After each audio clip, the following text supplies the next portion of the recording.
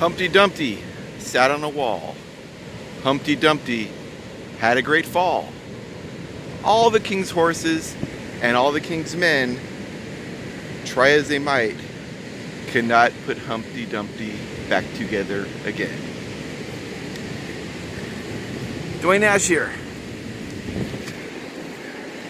As you can see, I'm in the heart of the resistance. What you don't see is our solar-powered anti-deplorable gun turrets. They fire soy at incoming deplorables, tofu. The extra firm type, of course. They only work during the day, however. So why am I here talking to you about Humpty Dumpty? Humpty Dumpty is an old nursery rhyme. Usually Humpty Dumpty takes the form of an egg, a cracked egg. And originally Humpty Dumpty was kind of an insult to someone. If you were dim-witted, kind of slow, rotund maybe, kind of a buffoon. That's useful, but I want to go along with the second definition. Humpty Dumpty refers to something that once overturned cannot be put back together again. Let's do a little analysis of the Humpty Dumpty rhyme. Such a deplorable. With respect to the 2016 election.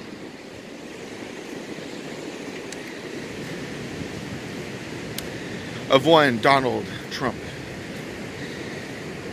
A person who people are still reeling from to this day. Now,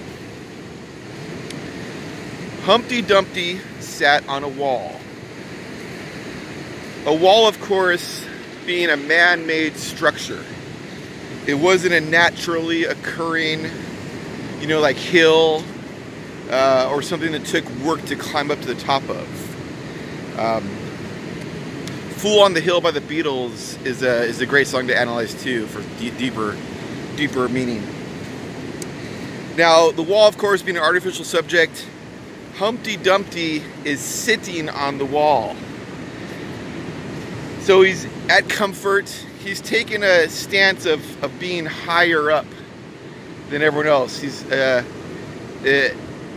Humpty Dumpty has, with no work of his own, assumed a position of dominance and authority.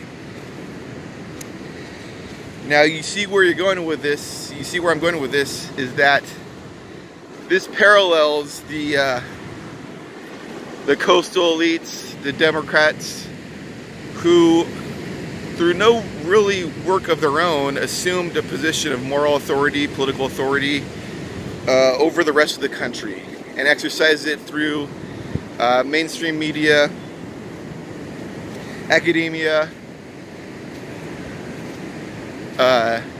entertainment, and to move away from their hegemony had definite economic and social repercussions for anyone who dared step off the plantation, which, we see to this day. What happened to Kanye West, Roseanne Barr, people who used to be champions of the left, as soon as they looked over the fence, they met the full scorn of the plantation masters. So Humpty Dumpty, in my analysis, is the coastal elites. And in 2016, Humpty Dumpty took a great fall. A big fall. And all the king's horses and all the king's men could not put Humpty Dumpty back together again.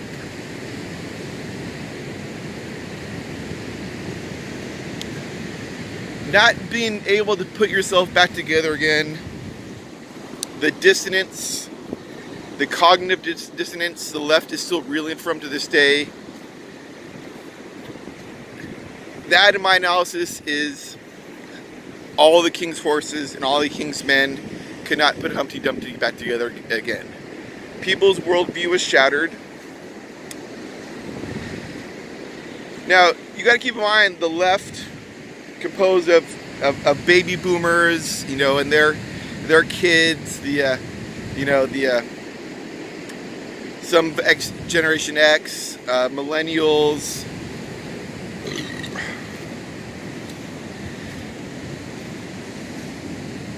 They've always viewed themselves as the outsiders, always fighting the man, fighting the establishment. However, once they became the establishment and they were overturned, they could not and would not realize this shift of the tides. And they still don't realize this. As I said in my original walkaway video, the flyover states, the red states, the deplorables, the people who have lost their jobs to bad trade deals, NAFTA, TPP, and then been hit by wave after wave of the meth epidemic, and then the overprescription of painkillers, those drug epidemics, hit by that. And it's a common trend is you'll see kind of drug epidemics follow economic downturns. You see this in the history of Black America too, and now we're seeing it in rural, you know, mainly white, working class, flyover states. And it's a common theme you see throughout history. So the red states suffered the economic downturns, the drug epidemics, the really bad wars led by the rhinos, the several different extents of the Middle Eastern wars, Iraq, the several occupations of Iraq, and they sent their kids and daughters to these wars, which history has not looked upon with great admiration, the benefit of these wars. So they had all the reason in the world to vote for Donald Trump, and the left, not admitting they had all the reason to do this, is still where we're at, and is why the left cannot still put themselves back together again, because they became the ruling class, intellectually, media-wise, economically. So this dissonance the left is still going through, this cognitive dissonance, is their attempt to find their footing. And all the king's horses and all the king's men, those are appeals to authority figures that used to save the day for the left. And the left is not finding any solace in what these former authority figures are telling them. Whether it be the media, academia, any cultural figures. You'll notice the right is coming at the left with wave after wave of interesting, thought-provoking, dangerous thinkers. Milo Yiannopoulos, Steve Bannon, Trump, of course, Jordan Peterson. Who's meeting this challenge from the left? No one, because the left is bereft of ideas and is essentially eating their own. Hence the Roseanne Barr situation. Roseanne Barr has, I grew up watching Roseanne. She did more to give me idea, to instill in me the strong working class female lead than any other character I could think of, as well as being a champion for gays and for working class people. And the way the left just threw her under the bus. They did the same to Kanye West, and there'll be more of these figures that are coming up, that are going to break apart from the left's hegemony in the future, and a lot of them are kind of in hiding and not wanting to talk. So all the king's horses and all the king's men is an allusion to the left's search for a way to put themselves back together again after 2016, which they have not and will not find, which is good for me, because I want the left. I want the not the instincts of the left to help out the poor, the environment, all these. I don't want that to go away, but within the framework of the Democratic Party,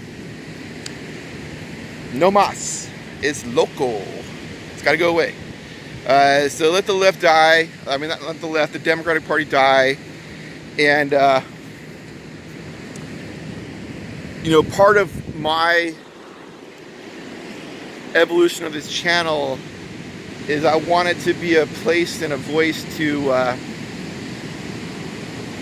the dispossessed of the left to come together again and figure out how to enact the better instincts of the left, enact them within a conservative government framework, which I have some pretty interesting ideas on how to do that.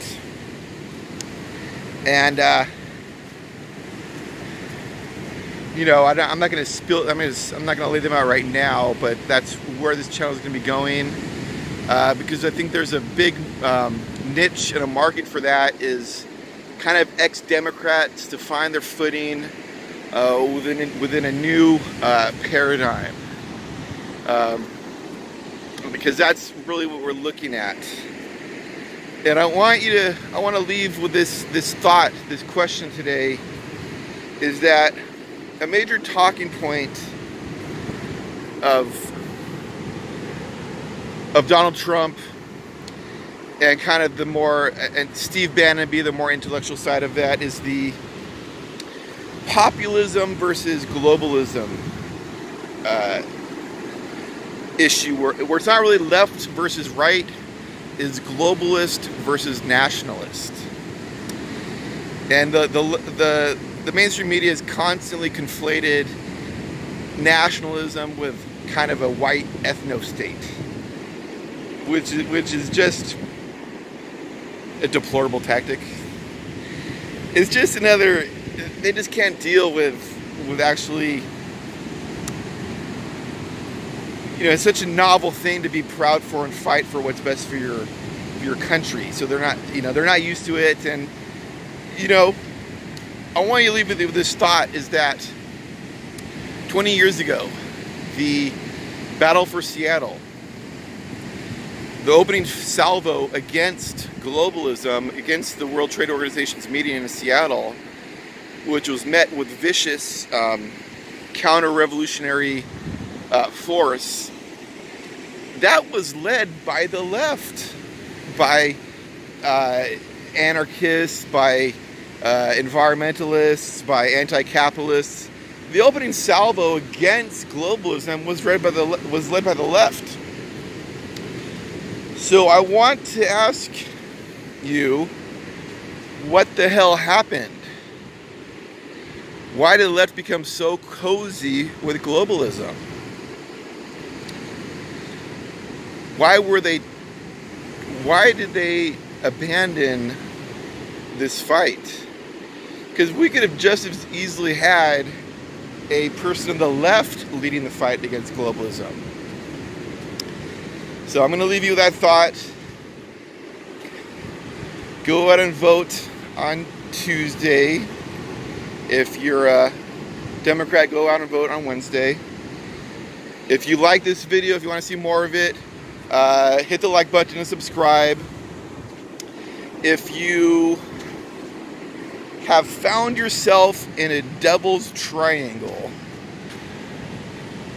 with Dianne Feinstein